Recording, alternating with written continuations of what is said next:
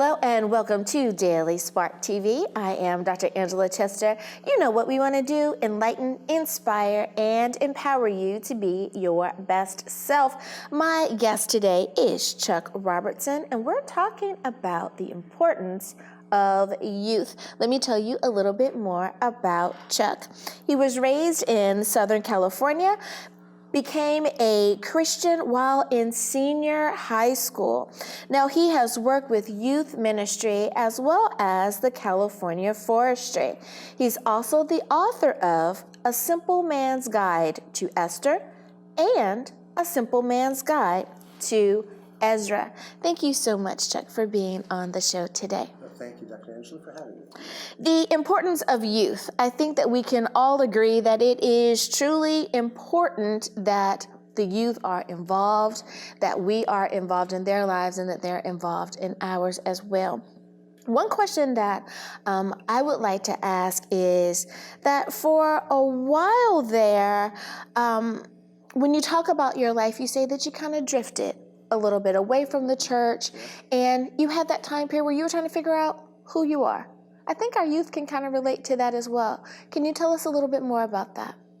Well, I started out, like I said, as a 17-year-old senior in high school at a Wednesday night meeting for the church I went to, and it was quite impactful. And at first, I really started getting into it and reading the Bible. And for the first couple of years, I did great. And then I moved out of the area and away from the normal things. And when I came back, 6-7 months later, I lived in a different area, so I wasn't able to go back to the same church, meet with the same people, and just slowly started drifting away because I didn't have the impetus, I didn't have the reminders, and I didn't have the same people. And it tended to drift me away, and also some bad choices. And then was brought back by a minister who actually asked me to come with him and to this Bible study he was going to. You know, and unfortunately, like many people, to go along strong for a long time, and then all of a sudden things will happen, and again, more bad choices, moving or whatever. It's ups and downs. Right. Just having those ups and downs. Now, when we talk about youth, we've noticed that there is a current trend. That is that the youth seem like they are kind of pulling away from the church more and more. Yeah. So this is more than just our millennials. These are also, when I say teens, our young people, I'm including our younger teens as well. Why do you think that is? Now, I know that we don't have all of the answers, but why do you think that our young adults and our young people are choosing to kind of do their own thing? Oh gosh, there's so many reasons. And that's not something I've given a lot of thought to. But as I look at it and think about it, I think part of it is the churches and how they are presenting the gospel nowadays. And I mean, when I was growing up, it was very straightforward. It wasn't quite the fire and brimstone preaching, but you just got it. And even the Sunday school classes I went to as a kid, you got the stories. And, maybe you'd get a really anime teacher who would have puppets or something of that nature, and to make it interesting. And as things have progressed, society has changed, and then we got the MTV, and we got all these different things. Churches think, oh, well, we're going to have to compete with that. We got to keep the kids wanting to come here. So they started making the presentations in different ways, trying to keep the kids interested. And after a while, the kids don't see the difference. Yeah. Oh, well, it's just like, it's just like a thing. Story's a little bit different, but they don't, they're seeing the razzle-dazzle and everything, and not getting the story and understanding the reasons, you know, and so part of the presentation is the problem. Other parts of it is just that they're more restless and more interested in the things of the world, things that are going out, skating, getting on the board, going, you know. So there's a lot of things that are involved in it. You can't put any one place. Okay. You know, I was going to ask you the same question about the adults that are out there as well, and that's anyone, let's say, over the age of 30. It seems like it might be a little bit of that as well. The razzle-dazzle kind of wears off, and they too are deciding not to attend church or be churched as often. Have you found in your research and just your conversation with others, are there any differences between our youth and our adults as to the reason why they're just not participating in church anymore? Well, there's definitely differences in reasonings.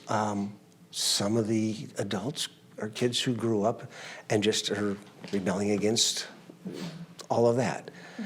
And then, of course, we had the,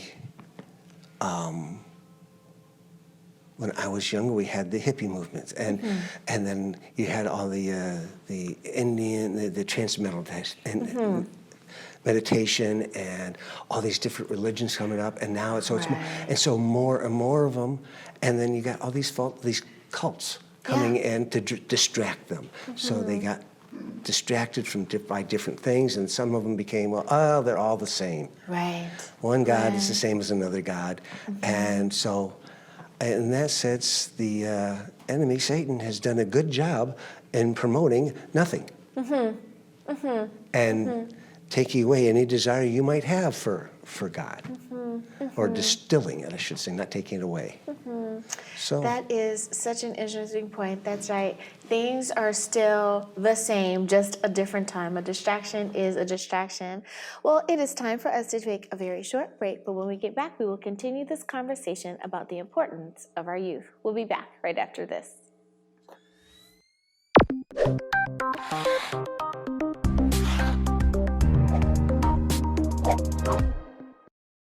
And we are back. Thank you so much for joining me for Daily Spark TV.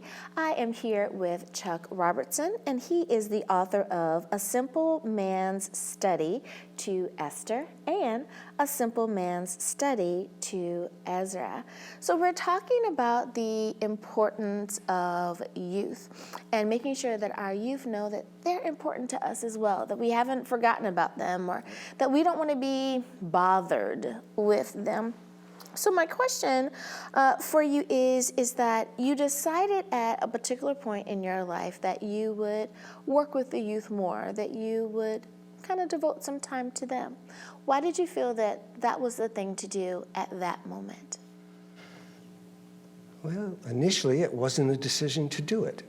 It was I was invited to a existing Bible study home group that consisted of middle school kids, along with about 6 other 19, 20-year-olds, who, and myself, being a new Christian, we went there basically just to listen, and we started getting involved with the leader of the group, and several of us ended up living in the house and becoming a part of it. So a couple of us led worship, and then as time went on, we were talking with them. And being older, they would immediately come to us and start asking questions, assuming that we knew more than they did, which sometimes we did, sometimes we didn't. Right. And it just continued. And then when I was drafted, which shows you how old I am, it ended a long time ago, I ended up working for forestry department instead of going into the military. And while up in Northern California, went to the local town, got involved in a church there, and ended up teaching the junior high classes there. And which was wonderful because I ended up getting involved with high school kids as well and meeting their friends from other churches. And without even trying or thinking about it, I met some of the other youth leaders. They ended up forming a baseball league amongst the churches. which they hadn't had before. There was always, this church and that church, and they didn't do anything in between. And, I was up there with a friend, and we started talking, well, why don't you guys, get together, do something, with these other churches. And, of course, people we know was talking to the kids, hey, and so they ended up doing awesome. Things. And then when I came back to Southern California, to my home, the church I was at, and got involved with teaching the youth there again. And by that time, it was the thing for me to do. I was just so used to it. I love that. Now, when we're working with youth, are there any things in particular that we need to remember to do, flip side of the coin, or not to do when we're working with our youth? Oh, yeah. I'm no expert, but first thing I have to remember is that they're inconsistent. Okay. They're restless and relatively short attention spans. So if you're going to be dealing with them, you have to try and make it a topic or present it in such a way that it would garner some interest in them. I found that in some of the classes, some Sundays, I would say, okay, I don't have a plan, lesson or anything. What do you want to talk about? And, we'll talk maybe about problems at school, problems at home, or they'd ask questions. Okay, let's see what it said. So, and I found it helps to keep them involved or keep their attention if you keep them involved. If you've got a plan, you're presenting something to them, and you'll ask them questions periodically. Or when I was working with a younger group, my wife and I would try to involve them. This church had some schedules and stuff, but I didn't always like their plans, so I'd ad lib. And we'd get them. One time I tried having them act out we were reading a story out of the Bible and say, okay, I need you to you're going to play this guy, and you're going to play this person, and you're going to play this, to try and get them involved in it. Right. Not just sit there and have them watch a video. Right. Not sit there and just read it to them. They're going to go, or start talking to each other and joking around, which is even worse. So you get them involved. You keep them active. You keep them a part of it. Right. And then, besides, they tend to remember it more. And not just, oh yeah, I got to play so-and-so. Well then, okay, that reminds them that this was a story about. Right. Right. That's what I found. The things don't talk in monotone today, we're going to study, because they'll be snoring before you finish the first sentence. I like that. Because nobody really likes a lecture, right? I sleep through them. I don't know why they won't. That's right. I love it. I love it.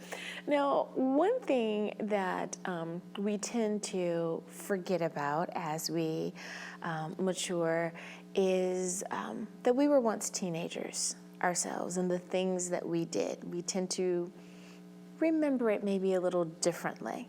One thing that we hear when dealing with youth is that they need to, and then people say, stop doing this or be more this way and all of that, right? Now, what I would like to do is kind of pick your brain a little bit about how are we really different, the youth of yesterday and the youth of today. But first, we need to take a short break. We'll be right back.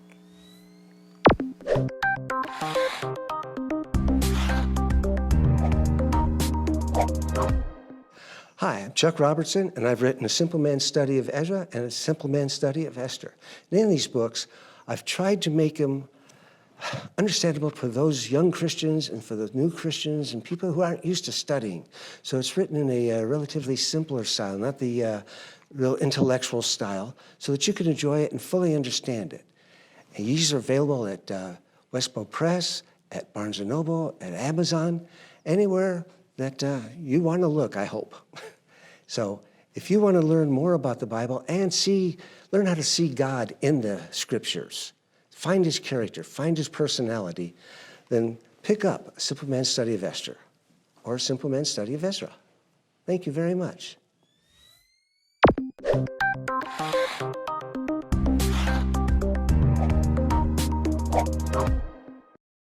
And we are back. Thank you so much for joining me for Daily Spark TV. I am Dr. Angela Chester. My guest today is Chuck Robertson, and he has written 2 really great studies, one on Ezra and one on Esther. Now, we're talking about youth and getting them involved and helping them understand that there is a spiritual world out there that wants them involved too, not just a secular world. My question before we went to break was, are we really that different?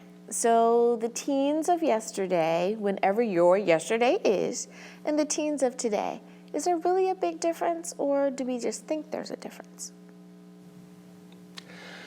I don't think the teens, the kids, the individuals are different so much as the world and society is different. They're still the same.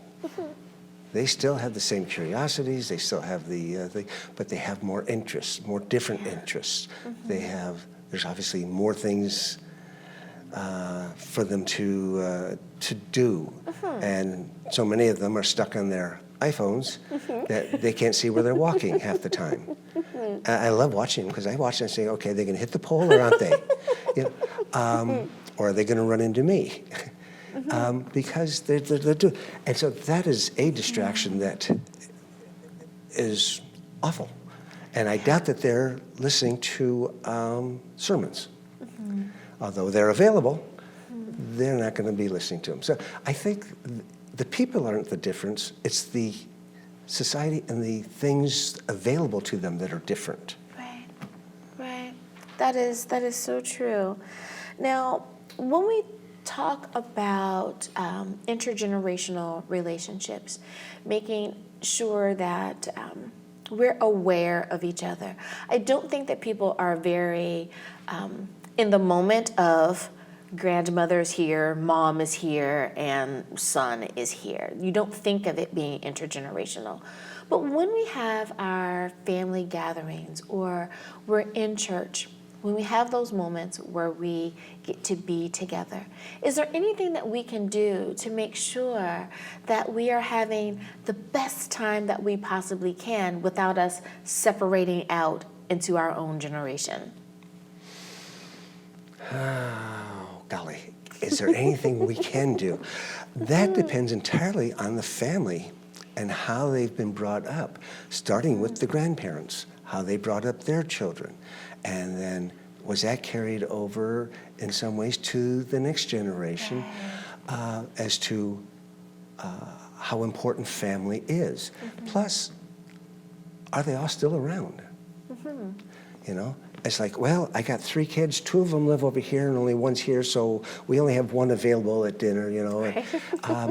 And so you so many differences, but I think it's basically the way family is raised and how they're taught as kids to interact with not just the parents, but with their grandparents, with their siblings, you know, and one of the things I personally think is lacking in some families is a lack of respect for the older.